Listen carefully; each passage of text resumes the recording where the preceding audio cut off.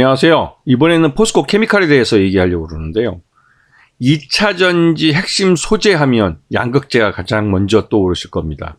그 양극재를 만드는 회사가 바로 포스코 케미칼입니다. 포스코 케미칼은 포스코 홀딩스 그룹 내에서 산업용 소재를 만드는 회사인데요. 근데 이 회사가 그 포스코 그룹의 그 철강 중심의 이 산업 구조에서 이 사업 구조를 다각화한다는 차원에서 기초 소재 쪽에 가장 먼저 투자를 시작하고 또 포스코에서 키우고 있는 회사입니다. 2차 전지 소재 쪽에서 지금 가장 두각을 나타내고 있는데 특히 양극재에 대해서만큼은 전 세계적으로 공급망에 있어서 없어서는 안 될 회사가 되고 있습니다. 그래서 이 2차 전지 쪽 이 시장이 커지면 전기차 시장이 커지면 커질수록 2차 전지 속에 들어가는 이 양극재도 같이 늘어나기 때문에 전기차 시장의 성장과 궤를 같이 하고 있는 회사라고 보시면 맞습니다. 지금 현재 이 2차 전지 쪽에서 이 그 포스코 케미칼이 갖고 있는 사업체들을 보게 되면 이 원료부터 중간 소재와 최종 소재까지 이 모든 분야를 아우르고 있습니다. 포스코 그룹은 아르헨티나에서 이 염호, 리튬이 포함되어 있는 염호를 개발을 하고 있는데요. 이게 이제 그 이명박 대통령 때 투자를 한 해외 자원 개발 사업 중에 한 가지였습니다. 이제 그 당시에도 뭐 백색 뭐 석유니 하면서 막 그 떠들었지만 결국은 그 당시에 상업화를 하지 못하고 지금도 여전히 개발비만 쏟아붓고 있는 그런 사업입니다. 이 염호에서 리튬을 뽑아내가지고 그거를 우리가 원료로 사용할 수 있도록 정제하는 그 기술이 지금까지는 그 양산 기술에선 부족했던 점이 있었죠. 그래서 그러한 양산성을 개선하기 위한 그 개발이 계속 이루어지고 있습니다. 지금 그 아르헨티나 염호 주변에다가 파일럿 생산 시설을 만들어 놓고 지금 그 양산성에 대한 테스트를 하고 있는 과정이라고 하죠.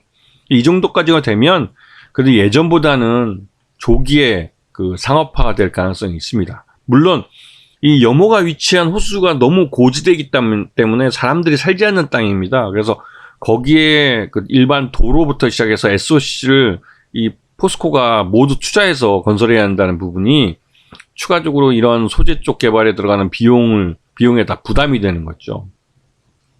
하여튼 이렇게 만들어진 인상 흑연과 콜타르를 갖고 이제 중간 소재인 구형 흑연과 침상 코크스를 만들고 이게 결국은 그 천연 흑연 음극재나 인조 흑연 음극재에 사용되고 또 리튬 자체는 양극재 쪽에 사용되면서 이 최종 소재를 포스코 케미칼이 모두 생산하고 있습니다. 그렇기 때문에 굉장히 그 전기차 배터리 그 2차 전지 소재 쪽에서 이 성장 가능성이 높은 기업이죠. 여기다가 그 전국적으로 그 주요 생산 시설들을 갖고 있을 뿐만 아니라 해외에도 조인트 벤처들을 이렇게 갖고 있습니다.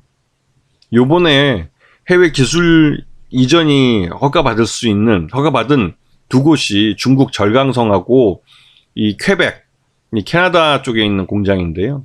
이게 근데 그 합작사 쪽의 전기차 배터리에 들어가는 핵심 소재를 개발하기 위해서 필요한 기술을 그 이쪽에 수출을 허용되는 게 첨단 기술이기 때문에 해외 유치에 대해서 굉장히 엄격한 그 검사를 받는데요. 요번에 이제 포스코 케미칼이 해외로 그 내보내도 된다고 허락받은 기술은 그나마 이제 그 뭐랄까요.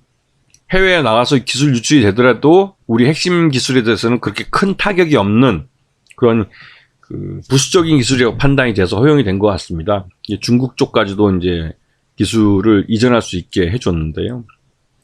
그러면서 이제 이 포스코 케미칼의 생산량 자체가 절대량이 이제 급증하게 되는 거죠. 해외 중국 공장이나 퀘벡에 있는 이 공장들이 본격적으로 경쟁력 있는 전기차 배터리를 생산할 수 있는 그런 배터리에 들어가는 핵심 소재를 생산할 수 있는 그런 기술과 또 생산량을 가지고 있는 캐파를 갖고 있기 때문에 이런 실적이 꾸준히 늘어나는 것을 볼 수가 있습니다. 그리고 이 작년 3분기 때 실적 발표할 때를 보게 되면 매출 외형만 봐서는 2021년 3분기 때 매출에 거의 2년 사이에 더블이 난 모습을 볼 수 있습니다. 그만큼 전기차 관련된 2차 소재 쪽 시장이 빠르게 성장하고 있기 때문이고 이 포스코 케미칼이 갖고 있는 핵심 기술과 핵심 그 생산 능력이 이 전기차 배터리 시장의 성장과 궤를 같이 하고 있기 때문에 가능한 겁니다. 그래서 이런 그 사업 실체가 분명하고 실적도 그렇고 꾸준히 늘고 있다는 걸 확인했으면 그 다음에는 이렇게 해서 과연 최대주 쪽이 어느 정도 책임 경영할 수 있는 지분을 갖고 있느냐. 포스코는 기본적으로 웬만해선 그 자회사들 대부분 50% 이상 가져갑니다. 즉 경영권에 전혀 문제가 없는 그런 수준까지 자기 지분을 가져가죠. 이 포스코 케미칼도 최대 주주인 포스코 홀딩스가 59.7%를 갖고 있고 나머지 포항공대나 이런 데서 갖고 있는 여타 지분까지 포함하면 62.5%가 넘어갑니다. 이러면 그 향후 실적에 대한 배당도 그렇고 장기적으로 봤을 때는 그런 고배당주로 갈 가능성이 크기 때문에 이런 종목에 대해서는 그 실적이 이제 확실하게 점프업을 하는 걸 확인이 되면 외국인 투자자들이나 기관 투자자들이 가만 놔주지 않죠. 그렇기 때문에 이 회사 같이 그 가만히 있어도 자연 성장하는 그 시장 자체가 커가고 있는 전기차 시장의 핵심 소재라고 할 수 있는 그 전기차 배터리 쪽에 들어가는 핵심 소재를 만들고 있기 때문에 이 업체는 포스코 케미칼은 앞으로 한 상당 기간 한 10여 년 이내에서는 계속 성장성을 이어갈 가능성이 큽니다. 그렇기 때문에 이런 종목은 지금 현재 주가가 20만 원이라고 할지라도 이 기업 가치가 여전히 증가하고 있기 때문에 그렇게 비싸다는 생각은 안 들죠. 지난 3분기 실적 기준으로 했을 때 이 포스코 홀딩스, 그러니까 포스코 이 케미칼의 적정 주가는 24만 원 정도 나옵니다. 지금 주가는 그보다 훨씬 못한 상황이죠. 지금 20만 원을 겨우 이제 오늘 돌파하는 정도니까 여전히 저평가되어 있는 구간이 있는 건 맞습니다. 현재 가격에서 약 20% 정도는 작년 3분기 실적을 반영해서 오를 수 있고요. 작년 4분기 때 주가가 흘러내리는 것은 그 IRA법에 따라서 이 아르헨티나가 미국과 FTA가 성립이 안 돼 있습니다. 그러다 보니 IRA법에 따라서 그 보조금이나 지원금을 받을 수 없고 또 이 업체가 그 아르헨티나 리튬을 이용해서 전기차 배터리 핵심 소재를 만들고 그 소재가 전기차 배터리 업체에 사용되면 그 전기차 배터리에 전체적으로 사용된 그 소재나 원재료가 몇 프로 이상을 하지 않으면 그 미국 정부가 주는 보조금을 받을 수가 없는 거죠. 그런 염려가 있어서 지금 주가가 흘러내리는 측면이 있는데 아르헨티나가 세계적으로 리튬 생산량이 세계 3위인가 그렇습니다. 그러다 보니까 당연히 아르헨티나산 이 리튬을 제외하고 나서 전기차 배터리의 가격을 낮춘다는 건 생각할 수 없는 문제죠.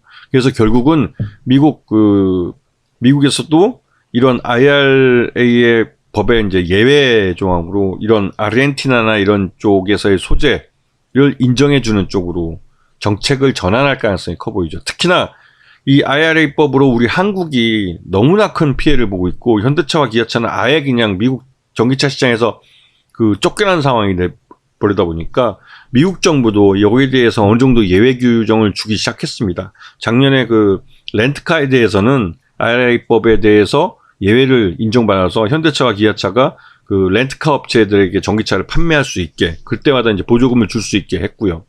그리고 이 소재 쪽에서도 이러한 예외 조항을 지금 인정을 해주려고 하는 움직임이 있습니다. 근데 그런 부분에서 포스코 케미칼은 가장 큰 리스크 중에 하나를 제거한 셈이죠.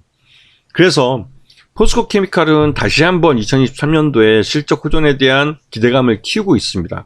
그에 대한 주가 반영도 고스란히 나타나고 있고요. 이렇게 이 소지업체들은 전방산업이 어떻게 변하느냐에 따라서 영향받는 바가 크기 때문에 이러한 전방산업이 어떻게 움직이고 있고 성장하고 있는지 성장이 정체되는지를 판단해 보시면 충분히 좋은 그 기회에서 투자할 수 있는 그 타이밍을 잡을 수 있을 겁니다. 자, 오늘 방송 여기서 마치겠습니다. 감사합니다.